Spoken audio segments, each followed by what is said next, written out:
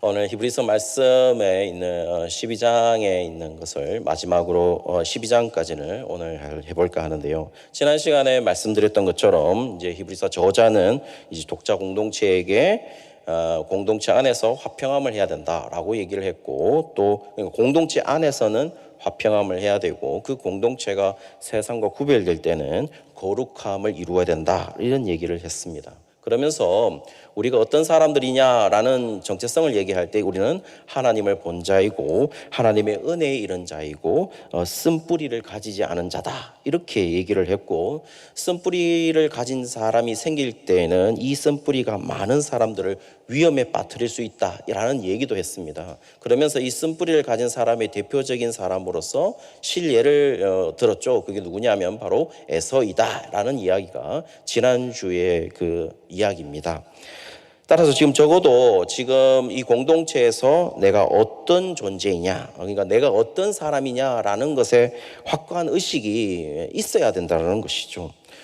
본문은 지금 독자 공동체에게 이 안 좋은 상황에 있다라는 것을 충분히 얘기를 하고 있습니다. 그렇기 때문에 자신이 있는 자리, 자신이 지금 서 있는 자리가 어떤 자리냐 하는 것이 확고한 의식이 있어야 된다는 것이죠. 그리고 그 자리에 확고한 의식만 있으면 어떻게 된다는 겁니까? 배교하지 않을 것이다 라는 것을 얘기하는 것이고, 반대로 말하면 만약에 자기의 자리가 확고하지 않은 사람은 여기가 내 자리가 아닌가벼 라고 생각하면서 어떻게 된다는 겁니까?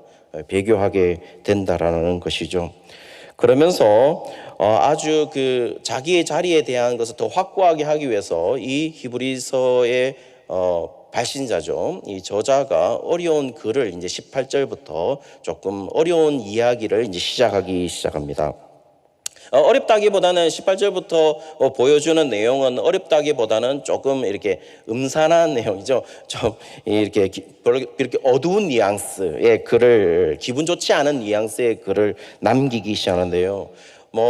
더 정확하게 말하면 단어 선택이 그렇게 유쾌하지가 않습니다. 보시면은 불이 붙는 산과 침침함과 흑암과 폭풍과 나팔 소리와 말하는 소리가 있는 곳이다, 이렇게 말을 하고 있죠. 우리가 한번 그림을 그려볼까요? 이 그림이 어떤 곳일까요? 과연 이런 곳이 어떤 곳일까요? 아마 이런 곳일 거라고 생각하는데요. 한번 보여주실까요? 이런 곳입니다. 음산하지 않습니까? 그렇죠? 이런 곳일 거라고 생각하는데요. 이 그림이 어느 산을 지금 그린 그림인가는 나중에 다시 한번 더 설명드리도록 하겠습니다. 우리 개역 개정에 보시면은 우리 성도님들 성경에도 표시되어 있는지 모르겠는데 18절에 보시면 불이 붙는 산과라고 되어 있을 때 그 산이 작은 글씨로 되어 있는 성경책도 있을 것이고, 그냥 이렇게 같은 크기로 되어 있는 부분도 있을 겁니다. 왜 작은 글씨로 되어 있는 부분들은 실제로 어떤 사본에는 이 산이라는 단어가 나타나 있지 않다라는 것이죠. 그런데 한글 성경에서 이렇게 산이라고 나타난 이유가 뭐냐면 22절에 보시면 이른 곳이 있는데요. 우리가 이른 곳이 바로 시온산이다라고 나오기 때문에 19절에 그런 곳에 이른 곳이 아니다라고 했기 때문에 그거와 대비되는 곳을 분명히 산이다라고 충분히 예상할 수 있다라는 것이죠. 그래서 우리가 이 18절에 대한 그 공동번역, 그 다음에 자막해 보실까요? 공동번역이나 그 다음에 현대인 성경이나 새 번역에서는 이 산을 정확하게 지칭을 했습니다. 이 산이 어디냐면은 신의 산이다, 이렇게 번역을 했습니다. 실제로 성경책이. 그리고 성경책이, 이런 성경책이 있는지 몰랐는데 MSG입니다. MSG인데 또 메시지 바이블이라고 해서 MSG나 또 보시면 NLT라고 해서 The New Living Translation이라고 보면 이 NLT에서도 어떻게 번역했냐면 영어 성경에 Mount Sinai라고 해서 신의 산이라고 번역을 했습니다. 아까 지금 18절에 그 산이라고 하는 부분을 신의 산이라고 번역을 했다는 것이죠. 실제로 이런 표현들이 가능한 곳이 우리가 신의 산일 가능성이 가장 높죠. 아까 지금 방금 사진으로 보여줬던 그림으로 보였던 그 산도 사실 인터넷에서 어디를 가리켜서 그림을 그린 거냐면 바로 시내산입니다. 시내산. 십계명을 받은 장소이죠. 그리고 이제 그 곳을 표현하는 방법이 이제 그 표현하기를 어떻게 표현하냐면은 19절 하반절에 보시면 19절 하반절에 이렇게 나와 있습니다. 그 소리를 듣는 자들은 더 말씀하지 아니하시기를 구하였다. 다시요. 그 소리를 듣는 자들은 더 말씀하지 아니하시기를 구하였다라는 말은 그 소리를 듣고 싶지 않았다는 겁니다. 왜냐하면은 그 소리 자체가 그 속에서 일어나는 소리가 위험 있는 소리고 두려운 소리였다는 거죠. 한마디로 음산한 느낌에서 함께 나오는 소리이기 때문에 기분 좋지 않은 소리였다는 겁니다. 마치 조금 더 우리가 좀 실제적으로 표현하면 이렇게 표현하면 안 되겠지만 마치 귀신 소리도 막 같았고 막 두렵고 위험 있는 목소리로 들렸다면 우리가 듣기 좋을까요? 듣기 싫겠죠. 그리고 20절에 보시면은 더 표현을 하고 있는데 20절에 보시면은 시내산에서 여호와 하나님이 모세에게 명하신 말씀인데요. 거기 보시면 짐승들도 들어가지 못한다라고, 짐승이라도 그 산에 들어가면 안 된다라는 이야기를 하고 있습니다.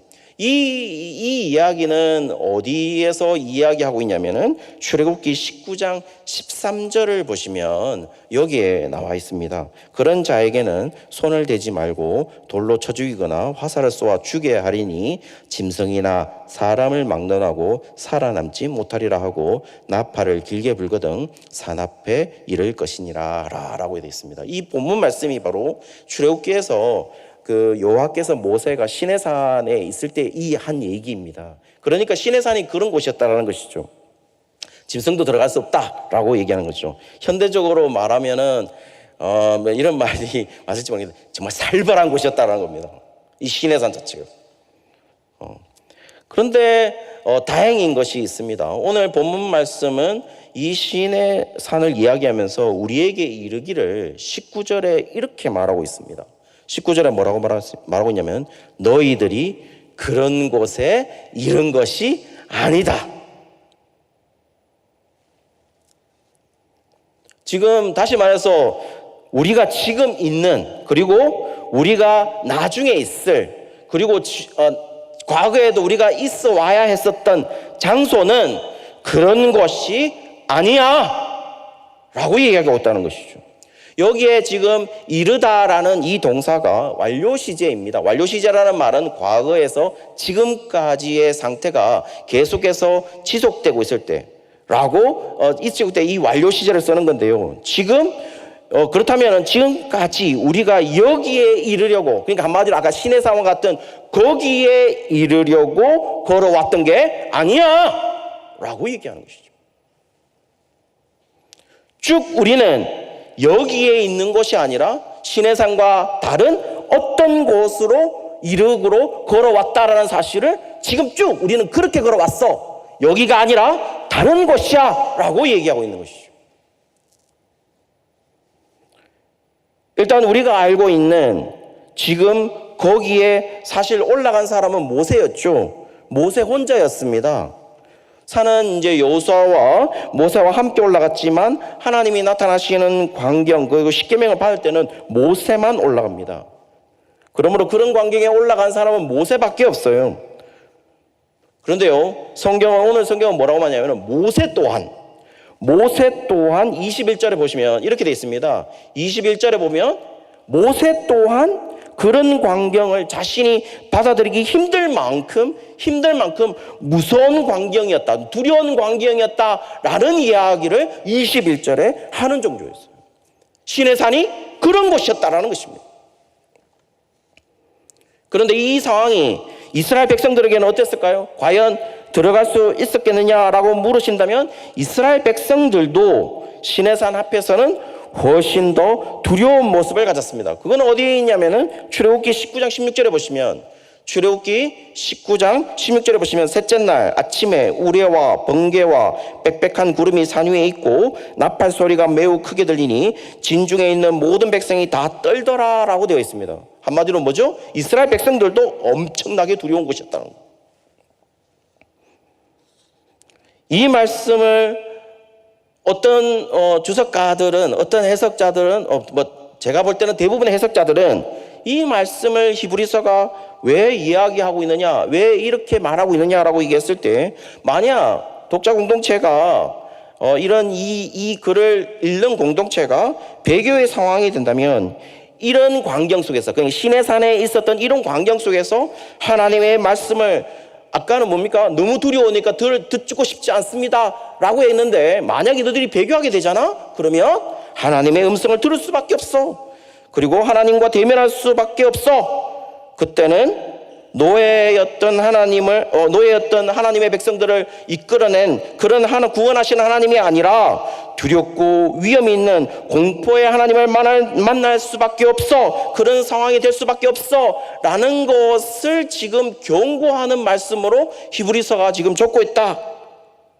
그러면서 뭡니까? 20절에는 짐승이라도 그 덕에 들어가면 돌로 침을 당한다고 표현한 만큼 아무도 살아나갈 수 없다. 이런 경고를 지금 너희들에게 하고 있어. 이것이 바로 히브리서가 말하고 있는 목적이야 라고 말을 하겠지만, 저는 거기에 그렇게 생각하지는 않습니다.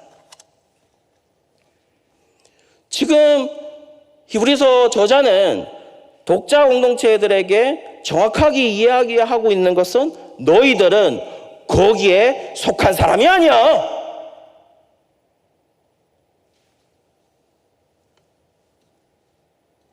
너희들이 서 있는 자리는 거기에 있는 사람들이 아니야.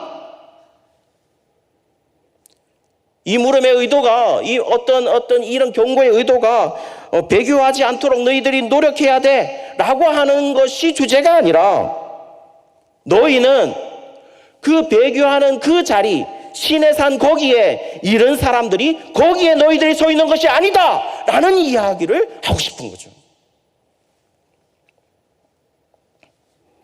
지금 따라서 경고의 대상은, 이 지금 경고하고 있는 대상은 독자 공동체가 아닙니다.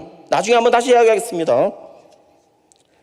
그 근거는 여기에 있어요. 그 근거는 어디 있냐면은, 실제로 25절에 다시 이야기하겠지만, 십계명을 받고 난 후에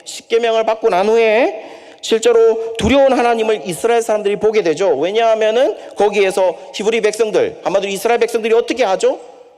우상을 섬기게 되지 않습니까? 우상을 섬기는 배교 행위를 하게 됩니다. 그때 어땠습니까? 심판을 받을 수밖에 없었죠. 한마디로 뭡니까? 배교하는 사람들은 어떤 상황이 일어나는 것을 정확하게 지금 이 사건이 얘기해주고 있습니다. 그러면 지금 분명 히브리 저자는 독자들에게 이렇게 말하고 있는 것이죠. 뭐라고 말하고 있냐고요? 19절에 보시면, 너희들이 거기에 이른 것이 아니다.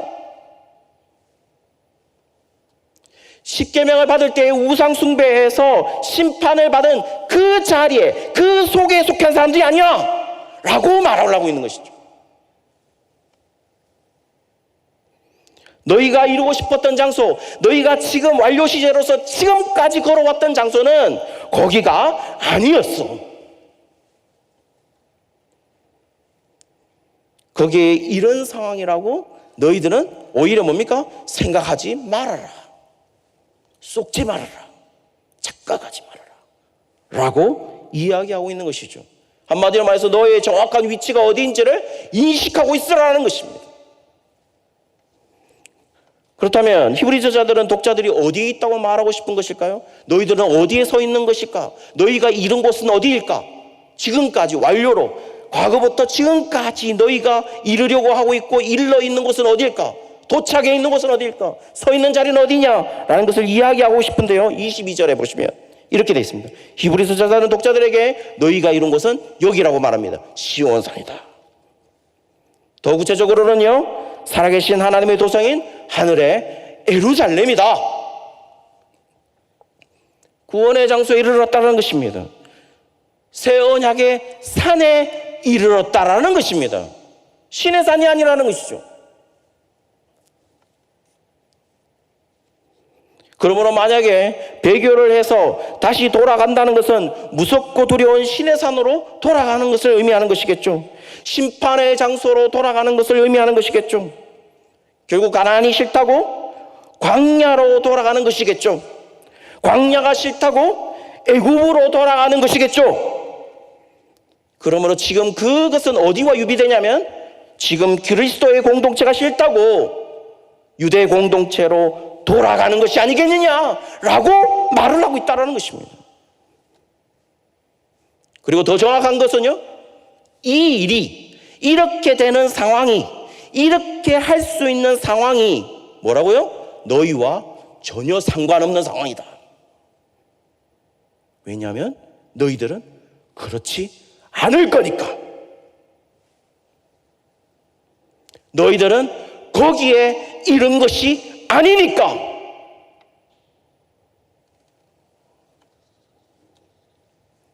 다시 한번 말씀드립니다. 우리가 이룬 곳은 어디입니까? 신의 산이 아니라는 것입니다.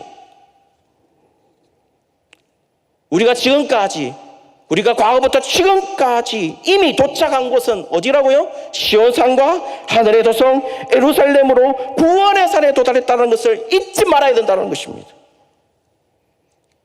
그 근거가 되는 말씀이 무엇입니까? 히브리서 10장 32절에 뭐라고 말씀해요? 전날에 너희가 빛을 발한 후에, 전날에 너희가 빛을 발했다, 한마디로 복음을 들었다는 것이죠. 고난의 큰 싸움을 견디어 내었다. 지금 이 공동체는 고난의 큰 싸움을 이겨내고 지금 그리스도의 공동체에 있는 사람들이에요.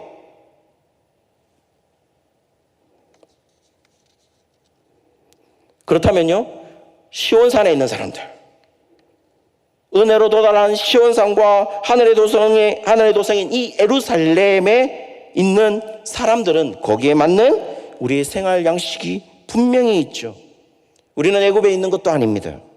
우리는 광야에 있어서 십계명을 받고 있는 것도 아닙니다. 우리는 이미 구원을 보장받은 공동체에 우리가 있습니다. 만약 배교를 해서 다시 돌아간다면 은혜를 버리는 것이고 무능력한 유대의 제사로 성전으로 돌아가시는 것입니다. 속지 말아야 됩니다. 속지 말아야 됩니다. 우리는. 그러면서 권면하기 시작합니다. 뭐라고요? 그리스도의 피를 생각하라. 24절에 보시면 이렇게 그리스도의 피를 생각하라 라고 말합니다. 아벨의 피보다 더 나은 그 피, 예수님의 피를 생각해야 된다는 것입니다. 그 피를 생각하면 우리는 다시 돌아갈 수 없죠. 마치 그리스도께서 십자가에 못 박힌 전의 상태로 돌아갈 수 없다라는 것을 얘기하는 것입니다. 지난 시간에 말씀을 드린 적이 있죠. 우리가 화평함을 깬다는 게 무엇입니까? 예수님이 어떻게 하셨습니까? 유대인과 이방인의 에베소서 2장에 보시면 유대인과 이방인의 막힌 담, 화목함을 막힌 담을 화목제물이 되셔서 십자가에서 그 막힌 담을 허셨다고 말씀드렸습니다. 만약에 그 화목함을 깬다는 것을 뭘 말하는 것입니까? 예수님의 십자가를 무효화 만드는 것이죠. 거룩함이라는 건 뭐라고 말했습니까? 교회라는 뜻이 무엇입니까? 에클레시아라고 그랬습니다. 에크가 바뀌고 칼레오가 불렀다는 것입니다. 밖으로 불렀다는 것입니다. 그런데 우리가 다시 안으로 들어가면 되겠습니까? 그거는 그리스도의 피를 무효화시키는 것이죠. 지금 본문은 얘기하고 있습니다. 그리스도의 피를 생각하라. 잊어서는 안 된다. 그분이 피를 흘렸어.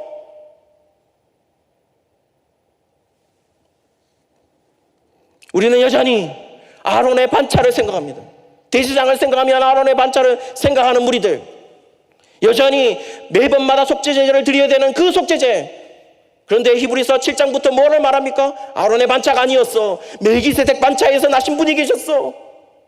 그리고 단번에 속죄제를 이루신 분이 있었어. 그분의 우월성과 그분의 우선성을 얘기하고 있어요. 그럼에도 우리는 계속 과거로 성전에서 여전히 제사를 고집하고 있습니다. 아론의 반차에 대제사장이 고집하고 있는 것이죠. 아직도 계속 드리는 속죄제를 고집하고 있는 것이죠. 여전히 예수님이 파괴하겠다는 그 성전에 고집하고 있다는 것입니다. 마치 예수님이 십자가에 피 흘려 돌아가신 것을 모르는 사람처럼 그 전에 상황으로 돌아가려고 하는 것이죠. 지금 독자에게 말하고 있습니다. 그 상황이 아니다. 지금 우리가 있는 것은 그 상황이 아니야. 그리스도께서 뿌린 피를 생각하라고 말을 하고 있습니다. 그분이 그렇게 하신 이유를 생각하라고 말하고 있는 것이죠. 그래서 그렇게 해서 그렇게 해야 하셔서 우리를 어디에 두셨는지, 우리 자리가 어디인지를 생각하라는 것입니다. 기억하라는 것입니다.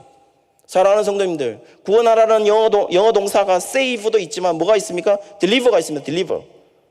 우리는 딜리버를 너무 잘하고 있습니다. 딜리버리, 배달하는 뜻입니다. 배달하는 뜻이 무엇입니까? 장소를 옮기는 것입니다. 왜 구원을 장소로 옮긴다는 뜻을 가미했을까요? 왜 이것을 구원하다는 deliver us from evil, 다만 악에서 구하옵소서. 왜냐하면 장소를 옮겼기 때문입니다. 우리 장소는 이제 예수님이 십자가에 못 박혀 돌아가신 그 전의 상황이 아니라는 것입니다. 신의 산이 아니라는 것이죠.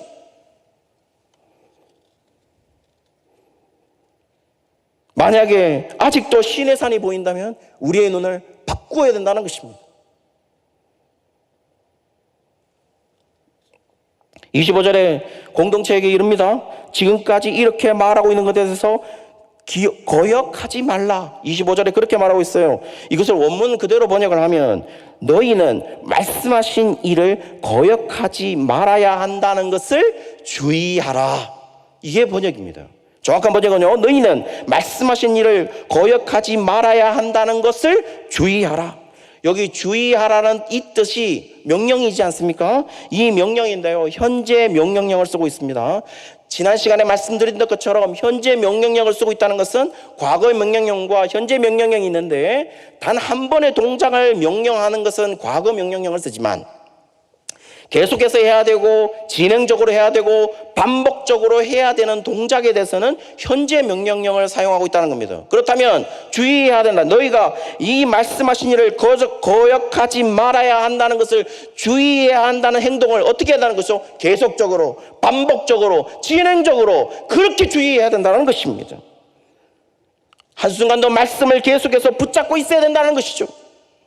한순간도 놓치지 말아야 된다는 것입니다. 그렇게 말씀하시는 그리스도를 붙잡고 있어야 된다는 것입니다. 사랑하는 성도들, 우리 현대교회가 왜 무너져가고 있을까요? 왜 무너져가는 현대교회들의 가장 큰 약점은 뭡니까? 무너져가는 교회들을 한 면이 몇 면이 살펴보면 일들은요, 다 사람을 붙잡는 겁니다. 사람을 붙잡고 있는 거예요. 실제로 교회는 누구를 붙잡고 있는 것입니까? 그리스도와 그분의 말씀을 붙잡아야 되는 것이죠.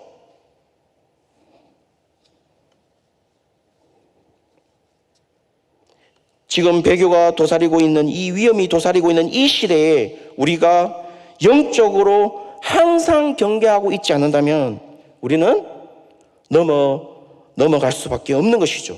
피하지 못한다는 것입니다.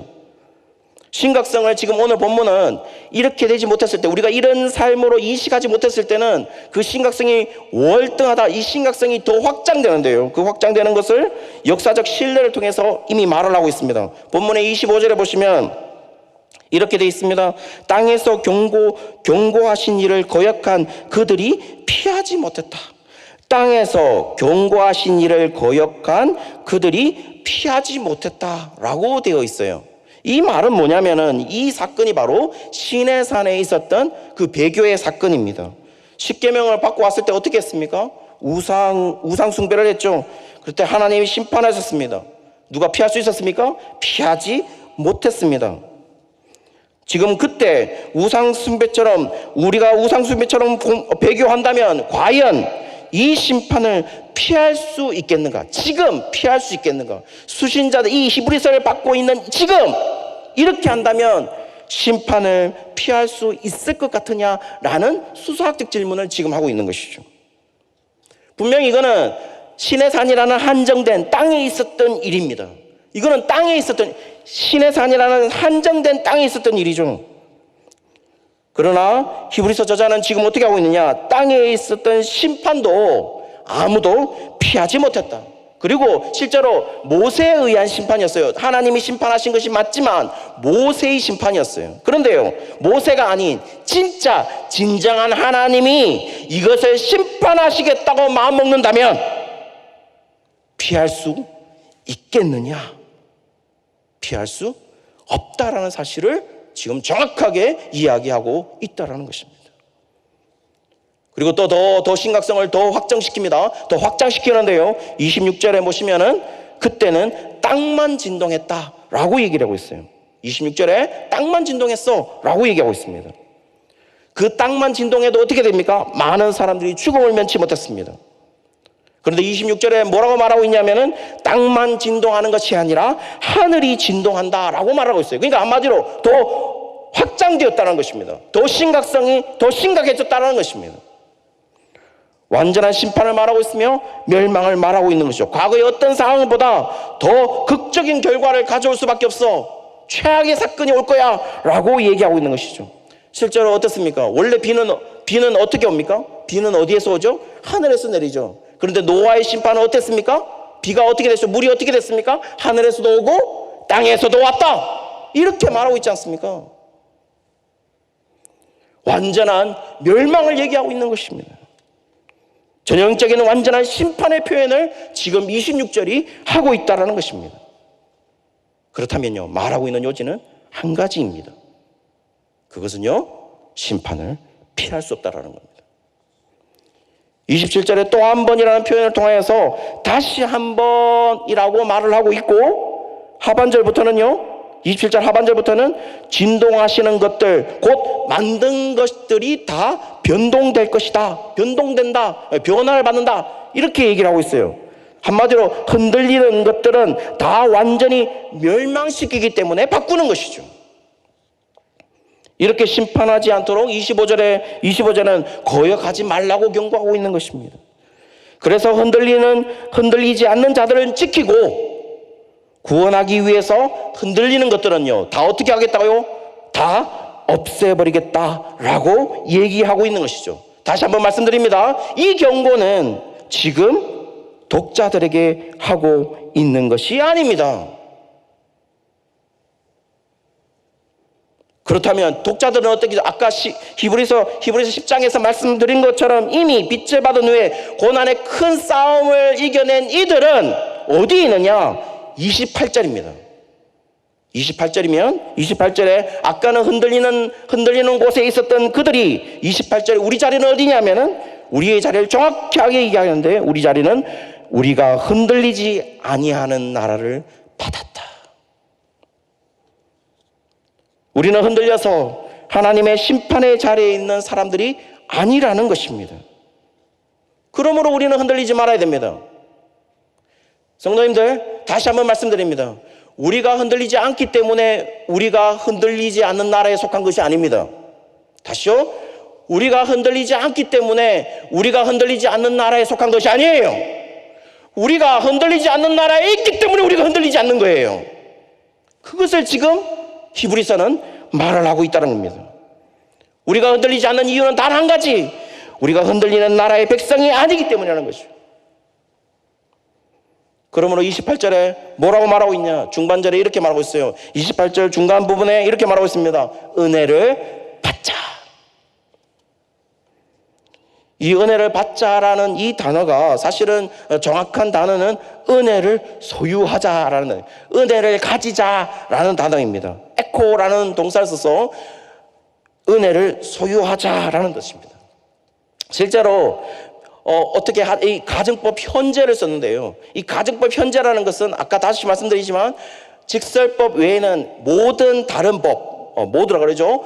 법, 가정법, 명령법 이런 것들은 상태를 의미하는 것인데, 그 상태가 뭐냐면 현재를 썼다는 것은 계속적이고 진행적이고 반복적인 의미를 나타냅니다. 그러면 이 은혜를 소유하자라고 하는 것을 가정법 현재로 적었다는 것은 은혜를 어떻게 하자는 것입니까? 계속해서 반복적으로 진행적으로 은혜를 가지고 있어야 한다라는 얘기를 하고 있는 것이죠.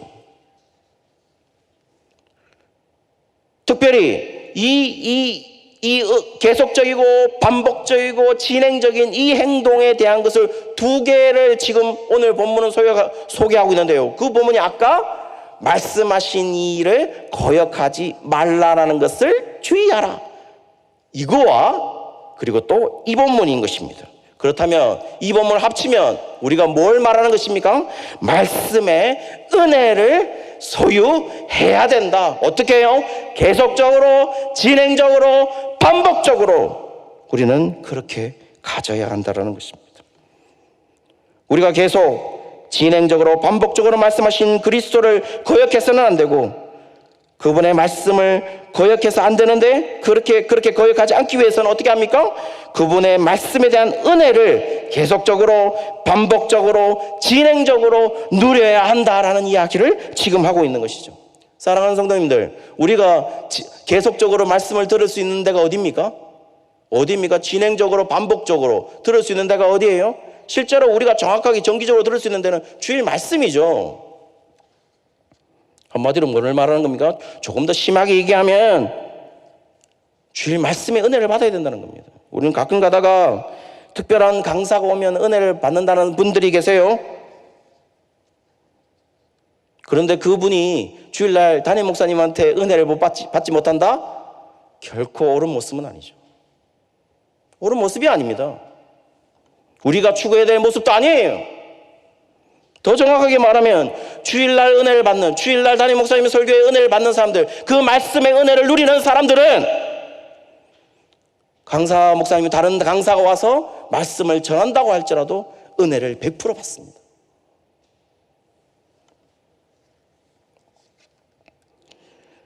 우리는 말씀의 은혜, 이 말씀의 은혜의 기준으로 멀어진다면 우리는 흔들릴 수밖에 없는 일이 발생할 것이고, 우리는 사단에게 쏘을 수밖에 없습니다.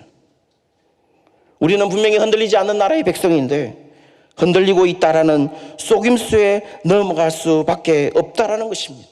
이 얼마나 억울한 일입니까? 사랑하는 성도님들, 광야 생활에서 매일 흔들릴 때마다 그들은 무엇을 보았습니까? 그들을 떠나지 않는 구름 기둥과 불 기둥을, 그들은 하나님의 은혜를 기억해야만 했습니다. 그전에도 매일 종 되었던 그들에게 자유를 주었던 하나님을 기억하는 것이었습니다. 왜냐하면 각 절기마다 매일마다 지켜야 했던 이유는 늘 애굽에서 종 되었던 그들을 구원하신 그분을 기억하라는 것이었어요. 하나님을 기억하라는 것이었어요. 그래서 이미 already, 난 예시 아니라 already, 이미 우리는 노예 아닌 자유의 몸이라는 사실을 기억하는 것이었습니다. 그런데 이스라엘 백성들은 어떻게 했나요? 매 순간 그들은 잃어버렸습니다. 잊어버렸죠. 그들에게서 결과는요, 흔들리는 그들 자신만 남게 되었습니다. 결국 어떻게 됐습니까? 심판이었죠. 왜냐하면 약속의 땅에 들어가지 못했으니까요. 흔들려서 배교하게 된다면 어떻게 된다는 겁니까? 배교한 백성들은 어떻게 된다는 것이죠? 정확하게 얘기해 주고 있는 것입니다. 흔들리지 않는 영원한 하나님 나라에 들어가지 못해. 그렇다면 지금 우리에게는요, 뭘 말하고 싶은 걸까요? 우리가 잊지 말아야 하는 것은 하나님에 대한 확신인데요, 그 하나님의 확신이라는 게 뭘까요? 그 하나님의 확신은 그 하나님이 이미 우리를 그런 나라에 두시지 않고 흔들리지 않는 나라의 백성으로 삼으셨다라는 것이죠. 그러므로 28절 하반절에 어떻게 말하고 있습니까? 그분만 경배하고 그분만 기뻐하는 것이다. 이게 우리의 사는 목적이다. 우리가 생명이 있는 목적이다 라고 얘기하고 있는 것이죠. 그것을 잊어버린다면 우리는 뭡니까? 흔들릴 수 있는 사실에 속을 뿐, 속고 있는 것이죠. 계속 속고 있는 것이죠, 사단에게. 분명하게 얘기하고 있습니다. 29절 보시면 소멸하시는 불인 하나님을 발견하게 된다라고 얘기를 하고 있어요. 배교한 사람들에 대해 해당하는 내용입니다. 그런 하나님을 발견할 수 있으니 지금 공동체들이요 조심해야 된다, 이게 아닙니다. 소멸하시는 불인 하나님을 발견해야 된다는 것은 이건 누구에게 해당되는 것이냐? 바로 배교의 무리에게 해당되는 것이죠. 그렇다면 우리는요, 우리가 발견한 하나님은 흔들리지 않는 나라의 백성임을 알 때, 시온과 하늘의 예루살렘에 이르신 분으로 확신하며 우리가 현재를 살아가고 있음을, 우리가 지금 현재를 살아가고 있음을 기억해야 된다라고 얘기하고 있다는 겁니다. 우리 신분이 뭐죠? 우리의 신분은 신의 산에 있는 것도 아니고 흔들리는 나라에 있는 것도 아니고 우리는 시온산으로 하늘의 예루살렘에 거하는 백성이라는 사실을 정확하게 이야기하고 있다는 겁니다. 우리의 신분이. 그런데 사랑하는 성도님들 어떻습니까? 우리는 그런 신분임에도 불구하고 세상에 여전히 살아가고 있으니 고난을 견디며 살아갈 수밖에 없다라는 것입니다. 실제로 지금 이 히브리서를 받는 이 히브리서의 이 편지를 받고 있는 수신자들은 1세기의 사람들입니다. AD 1세기의 사람들이죠. 실제로 기독 공동체는 어땠습니까? 지난 시간에도 말씀드렸다시피 AD 313년 밀라노 칙령 이전까지 그리스도인들은 어떻게 되었습니까? 심각한 박해로 죽음을 감수했어요. 그들의 삶은 죽음이었다는 것입니다. 박해였다는 것이죠. 그들의 주된 삶은 생명을 담보하는 것이었어요. 히브리서를 받는 독자들은 한마디로 우리가 조금 나쁘게 조금 속되게 표현한다면 정말 좋은 때 보지 못하고 다 그냥 하늘 날아간 사람들입니다. 억울했을까요? 아닐 것입니다. 히브리서의 저자들은 이 일을 기쁘게 받아들이라는 말씀을 지금 우리에게 하고 있습니다. 그리고 이런 삶이 가장 복된 성도의 삶이라고 얘기하고 있다라는 것입니다. 사랑하는 성도님들, 이 삶을 기쁘게 받아들이고 살아가는 내일교회 모든 성도님들이 되시기를 주의 이름으로 축원합니다.